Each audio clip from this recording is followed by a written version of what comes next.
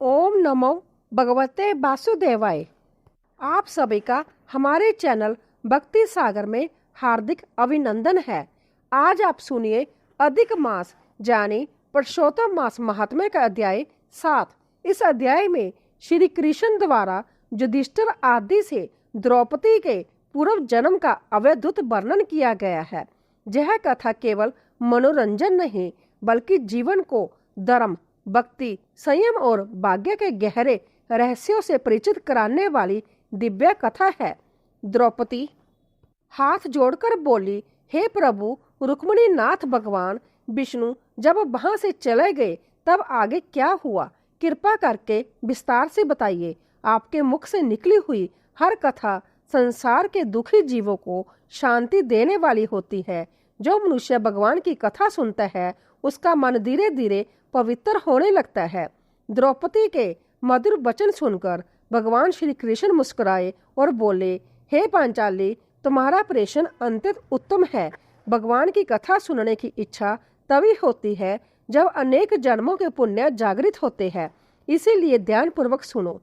भगवान बोले, जब श्री विष्णु अधिक मास को अपने साथ बैकुंठ ले गए तब उन्होंने उसे अंतर सम्मान दिया। पहले जिस मास को संसार तिरस्कार की दृष्टि से देखता था उसको भगवान ने अपने हृदय से लगा लिया।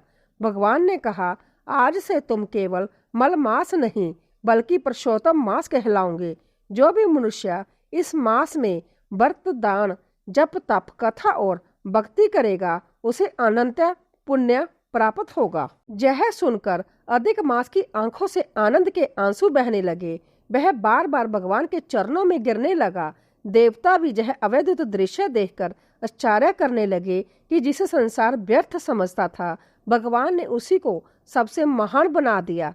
भगवान श्री कृष्ण बोले, हे द्रौपदी संसार में यही भगवान की लीला है। जो व्यक्ति संसार में अपमानित होता है यदि वह भगवान की शरण में चला जाए तो वही सबसे महान बन जाता है।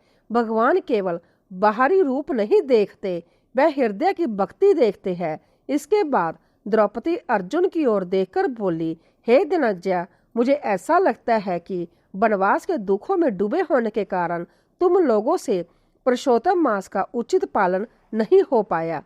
भीष्म, द्रोण और कर्ण जैसे महायोद्धाओं के व्यय तथा राज्य की चिंता में तुम सब इतने उलझ गए कि इस महान मास का स्मरण ही नहीं रहा। मनुष्य जब दुखों में गिर जाता है तब उसका विवेक कमजोर पड़ने लगता है। यही कारण है कि महान ज्ञानी भी कभी कभी धर्म की सूक्ष्म नियमों को भूल जाते हैं। अर्जुन शांत होकर द्रौपदी की बातें सुनते रहे। द्रौपदी फिर बोली, भाग्य का लिखा कोई मिटा नहीं सकता। मनुष्य चाहे जितना प्रयास कर ले, जो विधाता ने लिखा है वह होकर ही रहता है। परंतु जो मनुष्य भगवान का स्मरण करता रहता है उसके दुखों का भार हल्का हो जाता है। इसके बाद द्रौपदी ने अपने पूर्व जन्म की कथा सुनानी आरंभ की। पूर्व जन्म में मैं एक महान तपस्वी ऋषि की पुत्री थी। मेरे पिता अत्यंत विद्वान, तेजस्वी और धर्मात्मा थे। उनका आश्रम वन के मध्य स्थित था। वहां चारों ओर सुंदर वृक्ष, कल कल करती नदी, पक्षियों का मधुर स्वर और ऋषियों का पवित्र वातावरण रहता था। मैं बचपन से ही अत्यंत शांत स्वभाव की थी। पिता की सेवा करना ही मेरा सबसे बड़ा धर्म था। मेरी माता का देहांत बहुत पहले हो गया था, इसीलिए पिता ने ही मुझे स्नेह देकर बड़ा किया। मैं वेद, शास्त्र, नीति, धर्म और संस्कारों की शिक्षा प्राप्त करती थी। आश्रम में आने वाले ऋषि मुनि मेरे व्यवहार से प्रसन्न होते थे, लेकिन जैसे जैसे मेरी आयु बढ़ने लगी वैसे वैसे मेरे मन में भविष्य को लेकर चिंता उत्पन्न होने लगी। एक दिन उसने अपनी सखियों को पति और परिवार के साथ सुखी जीवन बिताते देखा। तब उसके मन में भी विवाह की इच्छा जागी। वह सोचने लगी, क्या मुझे भी कभी ऐसा पति मिलेगा जो धर्मात्मा, सद्गुणी और मेरा सम्मान करने वाला हो? क्या मुझे भी संतान सुख प्राप्त होगा? धीरे धीरे यह चिंता उसके मन को खाने लगी। वह रातों को जागकर सोचती, मेरे पिता इतने महान विद्वान हैं, फिर भी अभी तक उन्होंने मेरे विवाह का विचार क्यों नहीं किया? क्या मेरे भाग्य में विवाह सुख नहीं लिखा? वह भगवान से प्रार्थना करने लगी, हे प्रभु, मुझे सही मार्ग दिखाइए। उधर उसके पिता भी भीतर ही भीतर चिंता में डूबे हुए थे। वह अपनी पुत्री के लिए योग्य वर की खोज कर रहे थे, परंतु उन्हें कोई योग्य युवक दिखाई नहीं देता था। समय बीतता गया। एक दिन अचानक ऋषि को भयंकर ज्वर हो गया। उनका शरीर तपने लगा। वह अंततः कमजोर हो गए। उन्होंने अपनी पुत्री को पास बुलाया। पुत्री रोती हुई उनके चरणों में बैठ गई। ऋषि बोले, पुत्री, यह संसार नश्वर है। जहाँ जो आया है उसे एक दिन जाना ही पड़ता है। तुम कभी धर्म का मार्ग मत छोड़ना, भगवान का स्मरण करते रहना। इतना कहकर वह भगवान श्री हरि का स्मरण करने लगे। हे कृष्ण, हे गोविंद, हे दीनबंधु, मेरी आत्मा को अपने चरणों में स्थान दीजिए। भगवान का नाम लेते लेते उन्होंने शरीर त्याग दिया।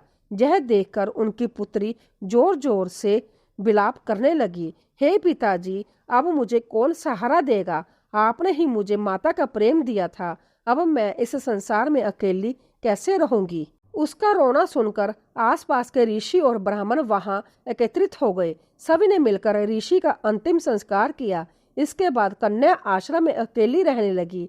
वह दिन रात भगवान का स्मरण करती रहती थी। भोजन कम कर दिया था। उसका मन संसार से विरक्त होने लगा था। एक दिन आश्रम में एक वृद्ध साधु आए। उन्होंने कन्या को दुखी देखा और पूछा, पुत्री, तुम इतनी दुखी क्यों हो?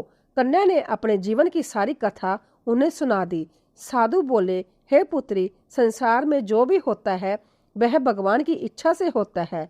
मनुष्य को दुख इसीलिए मिलता है ताकि उसका मन भगवान की ओर जाए। यदि तुम सच्चे मन से पुरुषोत्तम मास का व्रत और भगवान विष्णु की भक्ति करोगी तो तुम्हारा जीवन सफल हो जाएगा। साधु ने उसे पुरुषोत्तम मास का महत्व बताया। इस मास में किया गया छोटा सा पुण्य भी करोड़ों गुना फल देता है। जो मनुष्य इस मास में कथा सुनता है, दान करता है, गरीबों की सहायता करता है और भगवान का नाम जपता है, उसके पाप नष्ट हो जाते हैं। यह सुनकर कन्या के मन में नई आशा जाग उठी। उसने संकल्प लिया कि वह पूरी श्रद्धा भाव से पुरुषोत्तम मास का पालन करेगी। वह प्रतिदिन प्रातःकाल नदी में स्नान करती, भगवान विष्णु की पूजा करती, दीप जलाती और मंत्र जपती। धीरे धीरे उसका मन शांत होने लगा। एक रात उसे स्वप्न में भगवान श्री कृष्ण के दर्शन हुए। भगवान ने मुस्कुराकर कहा, हे पुत्री, तुम्हारी भक्ति से मैं अत्यंत प्रसन्न हूँ। अगले जन्म में तुम महान भाग्यशाली बनोगी। तुम्हें 5 महान वीर पतियों का साथ मिलेगा और तुम्हारा नाम संसार में आदर के साथ लिया जाएगा। यह सुनकर वह आनंदित हो उठी। समय बीतने पर उसने भी भगवान का नाम लेते हुए शरीर त्याग दिया और अगले जन्म में द्रौपदी के रूप में जन्म लिया।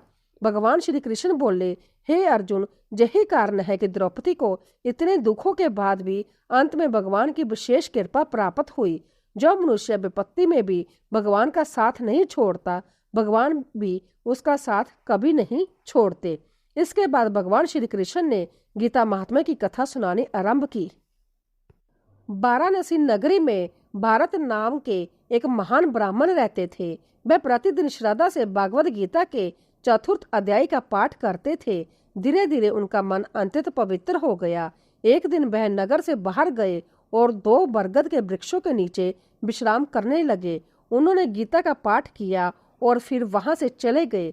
कुछ समय बाद वह दोनों वृक्ष सूख गए और अगले जन्म में 2 कन्याओं के रूप में जन्मी। जब वह कन्याएं बड़ी हुई तो उन्होंने भारत मुनि को देखा और उनके चरणों में गिरकर बोली, मुनिवर, आपकी कृपा से हमारा उद्धार हुआ है। भारत मुनि आश्चर्यचकित हो बोले, मैं तुम्हारा उद्धार कैसे किया? मैंने तुम्हारा उद्धार कैसे किया? तब कन्याओं ने बताया कि वह पहले अप्सराएं थी। इंद्र के कहने पर उन्होंने एक तपस्वी की तपस्या भंग करने का प्रयास किया था। क्रोधित होकर तपस्वी ने उन्हें वृक्ष बनने का शाप दिया था, लेकिन जाते जाते उन्होंने कहा था, जब कोई महान भक्त गीता का पाठ करते हुए तुम्हारे समीप आएगा तब तुम्हें मुक्ति मिलेगी। हे मुनिवर, जब आपने गीता का 4th अध्याय पढ़ा तभी हमारे पाप नष्ट हो गए। भगवान विष्णु बोले, जो मनुष्य श्रद्धा से गीता का पाठ करता है उसका जीवन पवित्र हो जाता है। गीता केवल एक ग्रंथ नहीं बल्कि संभव भगवान की वाणी है। इसके बाद भगवान श्री कृष्ण ने धर्म, भक्ति और सत्संग का महत्व समझाया। उन्होंने कहा, मनुष्य को कभी अभिमान नहीं करना चाहिए। धन, रूप, बल और यश सब नश्वर है, केवल भगवान का नाम ही सच्चा सहारा है। जो मनुष्य दूसरों का अपमान करता है वह अंत में संभव दुखी होता है, लेकिन जो दूसरों की सहायता करता है और भगवान का स्मरण करता है उसके जीवन में शांति आती है।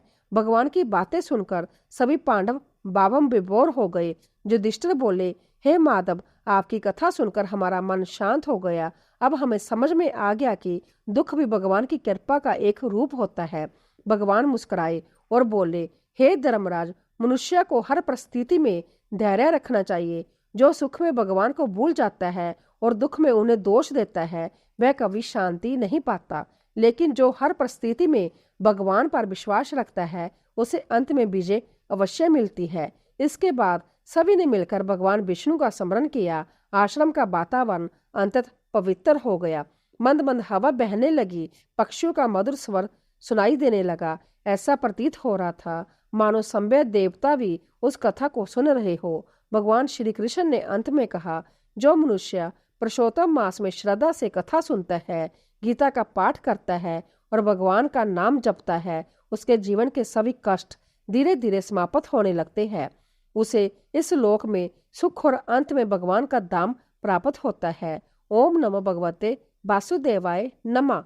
जो मनुष्य इस अध्याय को पढ़ता है, सुनता है अथवा दूसरों को सुनाता है वह भगवान श्री विष्णु की विशेष कृपा प्राप्त करता है। उसके पाप नष्ट होते हैं, मन शांत होता है और जीवन में मंगल ही मंगल होता है। जय थी अधिक मास महात्म्य अध्याय 7 की पावन कथा। आशा करती हूँ कि आपको यह कथा अवश्य पसंद आई होगी। भगवान श्री कृष्ण और पुरुषोत्तम भगवान की कृपा आप सभी पर बनी रहे। जय श्री कृष्ण। राधे राधे।